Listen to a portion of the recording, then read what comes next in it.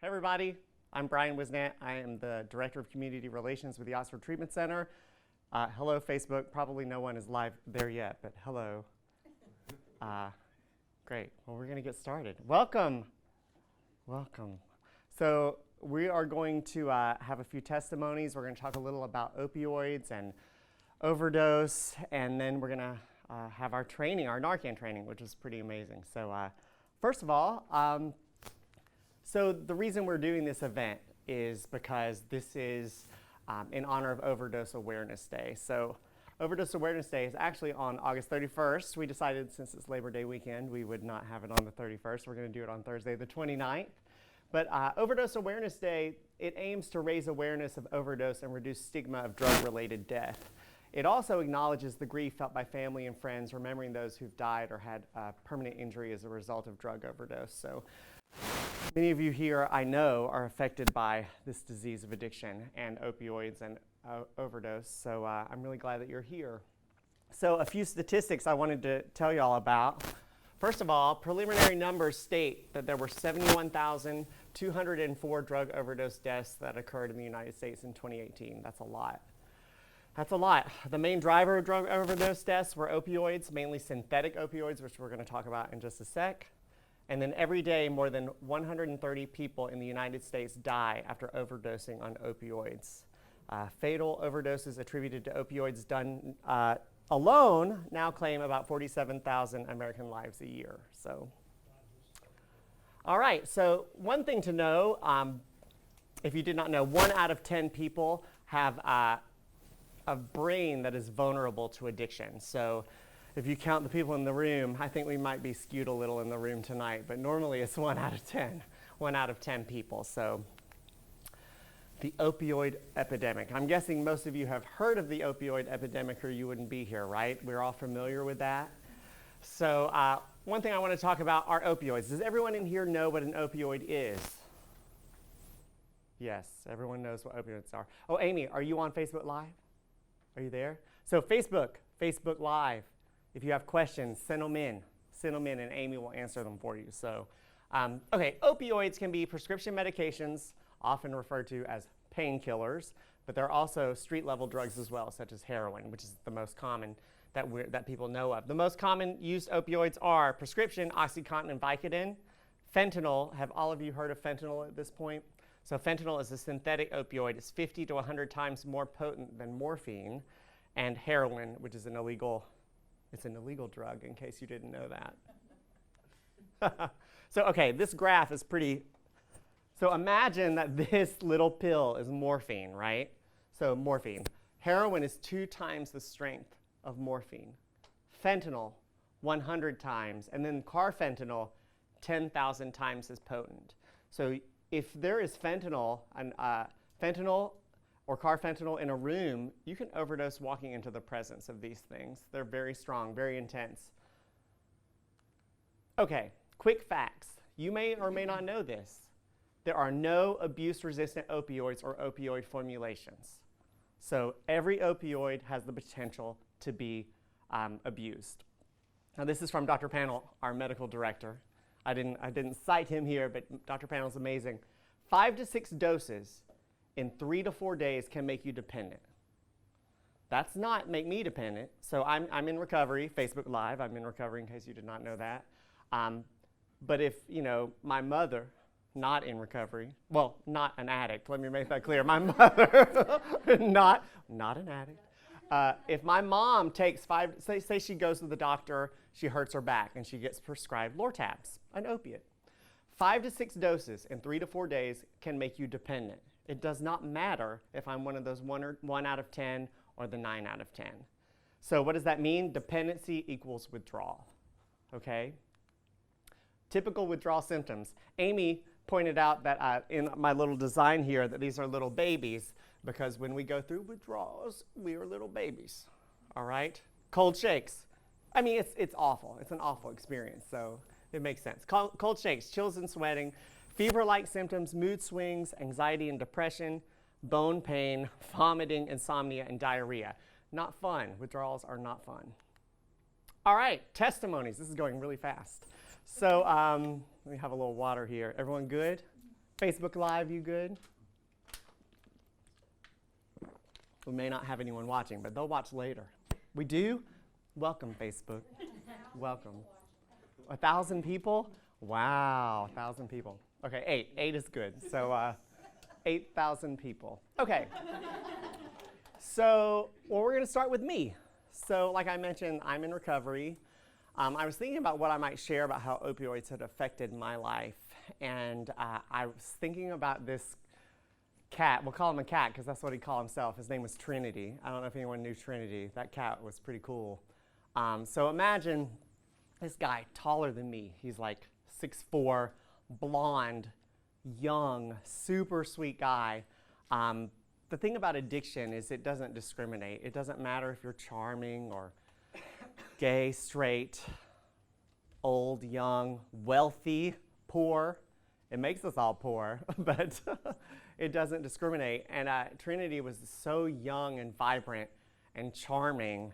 And I remember I'm speaking in the past tense, so we know where we're headed. But we were at the Haven House, which is another treatment center in Oxford. And I was doing some service work out there, and Trinity came down the stairs, and I was leaving. I was going to my car. And he came to my car, and he's like, "Hey, man." He used to say, "Hey, man. They tell me I got to find somebody who's got something I want. And you got something I want." And I was like, "Oh, I'm so honored that you would consider me because I have something you want." And he was like, "Yeah, man, that car. I want that car. That Ford Fusion you got, I want that car." And I just kind of said to him, "Well, that's not exactly what they mean, but if the car gets you started, then let's go with that." Because, you know, it is a gift of recovery to be able to buy a car. But, you know, we worked together. Trinity, every time I'd see him, I'd say, "All right, you're going to call me. You got my number, right? You didn't lose my number." "Oh, man, I'm good. And he was just so charming. I couldn't even help but laugh at him. And so he actually ended up relapsing. Now, Trinity made it back. He came back to the Haven House, and he was less vibrant. He still was charming.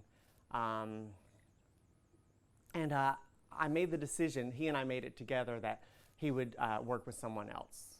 And he did, one of my closest friends. And you know what was really cool about this go around is that Trinity, he started working a program. He started working steps. For those of you who don't, 12-step program. But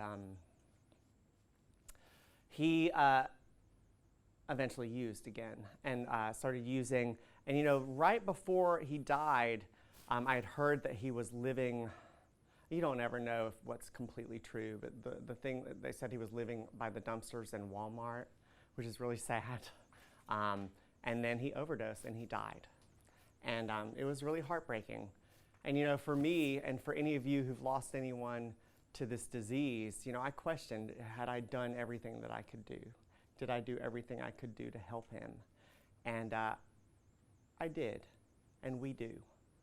You know, we do everything that we can. We are not responsible for people using, and we're also not responsible for them getting clean. We can only help and plant those seeds. So that's my story. Our next speaker is Rick. My name is Rick Clayton, guys. I'm a direct care specialist, and I work for Stonewater Adolescent Recovery Center. And I'm also in recovery.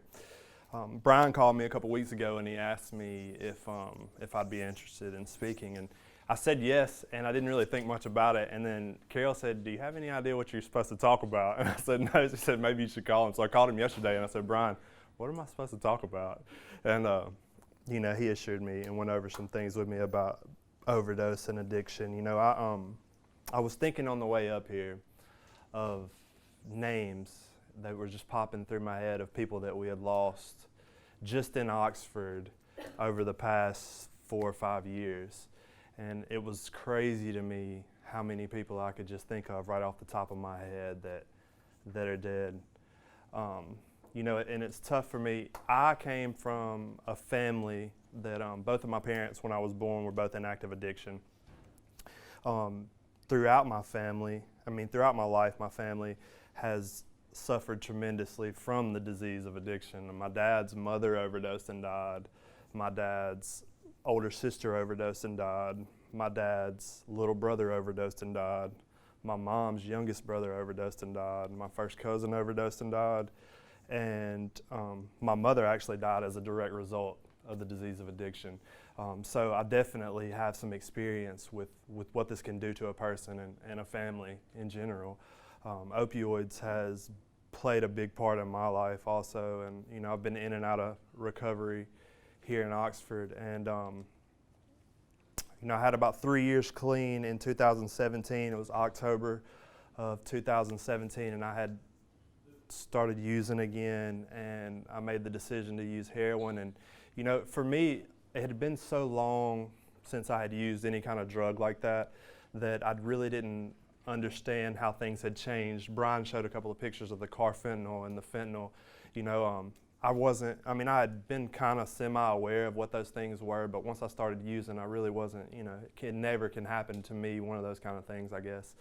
And it's ironic, I had went to a funeral of one of my friends from high school who had died, and directly after that I was using, and I ended up having some heroin that had fentanyl or carfentanil, I'm not sure which, and I overdosed. And my fiance found me. Luckily, she came to my house and found me on the floor, and I'm not really sure how long I had been there, but the paramedics were able, the first responders were able to get there within 2 minutes to my house and apply Narcan, and it essentially saved my life. You know, so I had a friend the other day that just overdosed. I'm not a friend, my cousin, my first cousin on my father's side, he overdosed, and he also lived somewhere where they had Narcan present, and they were able to get to him in time and give him Narcan.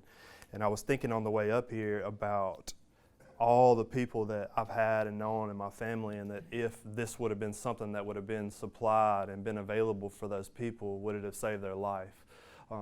You know, because today I can sit up here and say that I'm really grateful for this kind of awareness and these kind of programs and stuff, because I get to be a father today to my daughter. You know, I get to be a fiance, I get to be a friend, you know, I get to be a son, and there's a lot of people that don't get that opportunity. So I think that it's very important that we spread awareness about things like this, because Narcan can save lives.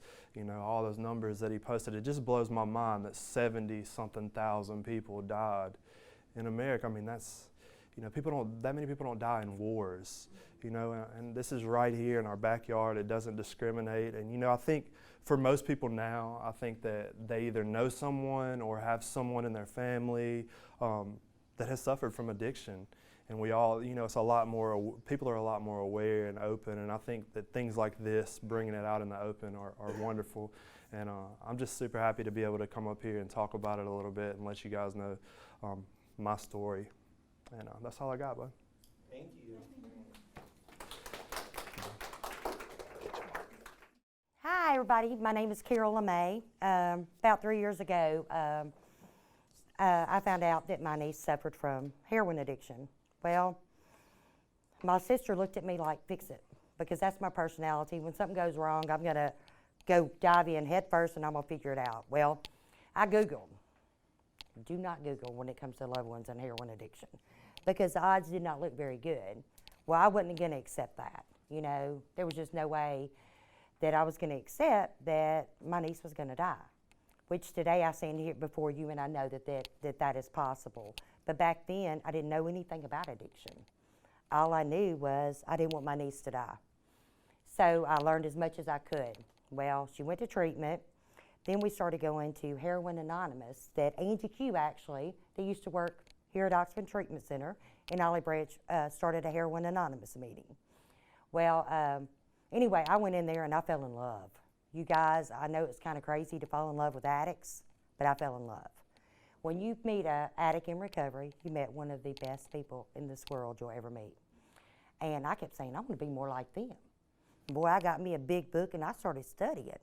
You know, no, I wasn't an addict, but I wanted to know more, and I wanted to have what they had. Because what they had was a pure heart. They were humble. They wanted to help people. They would tell me, helping others helps me. You know, and like I said, I just fell in love. So at that time, we had several more people that passed away. there was 3 people that I knew back to back, like every month, that died. And so we started Wings of Hope at that time. It was like I couldn't sit there and let another family member feel the way I felt. You know, I was on Memphis War on heroin, and it was great, but there was a lot of addicts there, and I felt like I couldn't say how I felt as a family member. And so I wanted to start something just for the family members. Well, it didn't end up that way, because everybody's on there, but it started for a safe place for me to be able to voice how I felt. And also my niece had a safe place. She could go to Memphis War on heroin, and she could talk. So anyway, so I started it, and anyway, I mean, I have met some of the most amazing people, but one of them that really, really sticks out to me, as we talked about today's National Overdose Awareness Month, would be Eric Hudson. That was a little kid that I fell in love with. Don't ask me why, but he called me and he said, I'm ready. I got to get in treatment. I got to get in treatment. So anyway, Oxford Treatment Center again. I give him a call and I said, hey, you know, I got a guy and he needs treatment. We had him on an airplane within 1 hour, headed to Las Vegas. Well, anyway, he stayed in recovery for a while and he did really good. He found his higher power, and I mean, he made peace. And anyway, he come back, and anyway, he never would stop. He wouldn't change his people, places, and things, okay? He kept coming back to where he was. He kept coming back to Memphis. And the part where he lived, I mean, I can go up to a store, and they're asking me if I want boy, and I didn't even know what it was, and he had to inform me what it was. So anyway, he comes back. Anyway, I get a call January 21st this year that he had overdosed and died. Well, our thing was that he was supposed to fight this epidemic with me, okay? And, you know, that was our deal. So today, I wear him around my neck. I know it's not the same, but this is Eric Hudson. This is actually what a relapse can look like. You're not guaranteed tomorrow. Yes, I do Narcan training, and it's awesome when it does work, but I've seen it not work also. I've actually seen somebody had to breathe for somebody. When they came out of the house, they gave them IV 12 milligrams of Narcan, and it did not work. They had the tube down them, and they were pumping air into them. I just knew they were a goner. And like I said, but they did make it.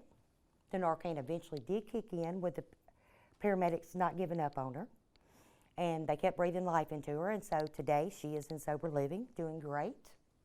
And I'm very proud of that. Just a blessing. But like I said, that is the reason I got involved, was I just wanted to do something, okay?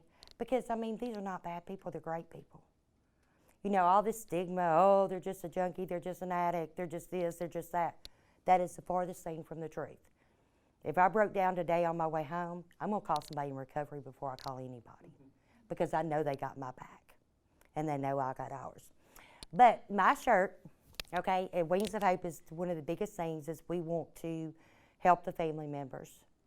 And so my shirt, it says, their fight is now ours. So every single person that we've lost is why I do what I do. I will never stop speaking about addiction, because they did matter. Every person that we've lost has mattered. The people in recovery matter. But the people that have gone, you know, before their time, you know, as we feel, we have to be their voice. We have to speak and tell the story. I mean, just like with Eric, the drugs that he got, there was no amount of Narcan that could have been given to him, because what he had in his thing was $5 worth, because he still had some in his pocket and still some in the needle. He only had $5 worth in him, and he was 3 times the legal limit on heroin and fentanyl and acrylic fentanyl. And he was 3 times, there was no heroin in it. Eric did not do fentanyl. A lot of people do fentanyl, but he did not do fentanyl. What he bought was just laced. So what's sad is you don't know what you're getting, okay? I mean, you can go out and let's say that me and Brian both are drug dealers, okay? I want to have the best product, and he wants to have the best product, and they're lacing it. Because an addict's way of thinking, from every addict I've ever spoke to, is if they've got good drugs, if somebody's overdosed, that means they just took too much, I'm going to buy some. And that's a crazy way of thinking, but that is how the thinking. You know, I've sat in too many rooms where they've told me that, and I didn't believe it at first, and then it's kind of like eventually it sinks in. So, but anyway, that is my story, and like I said, I think that if I can fall in love with an addict, just give somebody a chance. If you're not, if you kind of have a stigma about addiction, go into a room just to observe, you know, go sit in an open meeting and observe. I mean, because like I said, they are the best people you'll ever meet in your life. And like I said, Eric, that's what he would want. He wanted to help people. And so today I stand up even more now than I ever have for Eric and the rest of them we've lost. I mean, there's been so many in my group. I couldn't name all the family members. I mean, we've got a lady named Shirley that's lost two children. And, you know, they all speak out because they want it to make a difference. So, do y'all want me to go ahead, or you want to see if the police officer comes? I don't know. Officer Brown. Video? Yeah, I didn't bring my phone in. Y'all want to see it on here? Yeah, it's big. I mean, you just press play. This is, But this, I'm not exactly sure. She explained it. this is Eric, okay? And this is a relapse that he had, okay? He started off relapsing. I don't know if it will even play. This is actually Eric. I don't know why the fuck I'm doing this. Addicts. Beep. I wanted to do it. I wanted to make a little documentary. I led to this next relapse. I relapsed, I think 3 days ago. Been doing heroin since yesterday. And, or 2 days ago. And I relapsed on alcohol. That's because I wasn't in Memphis, my hometown. And you see, I still got weight on me. Maybe taco, bathroom, so, you know, I don't know why I'm doing this. Start it back. Once I get my dub, we'll go from there. But the thing is, he wanted to help people, okay?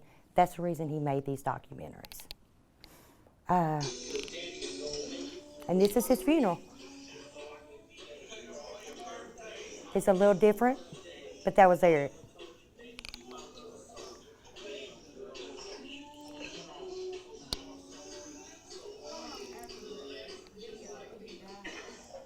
It wasn't very long.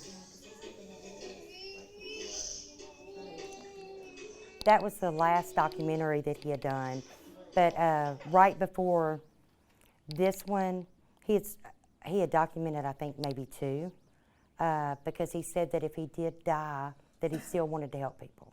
That was Eric's heart, and that's most every addict you meet, okay? Some of the ones that's passed away, I didn't know them, but I can guarantee you from getting so close to Eric, that was their heart. And they are someone's child, they're someone's, you know, brother, sister, they matter. And Eric wanted everybody to know his story, and like I said, that's my baby. I mean, I worship the ground that kid walked on. And like I said, he's my heart, and he's always fighting with me. You want to go and do the training? Let's do it. The biggest thing about this is what we're wanting to do is for you to be able to know what an overdose looks like, okay? The first thing that you're gonna do is if you see somebody slumped over in a car, whatever, if they're not waking up, if they're blue around the lips and they got fingernails that are turning blue, and even if they're breathing shallow, if you cannot wake them up, it's probably an overdose. But if you know who they are, just kind of shake them, hey, Susie, wake up, Susie. If Susie doesn't wake up, then just take your hand and do a sternum rub, okay? And normally, they're going to start moving around when you do that because it's a little uncomfortable.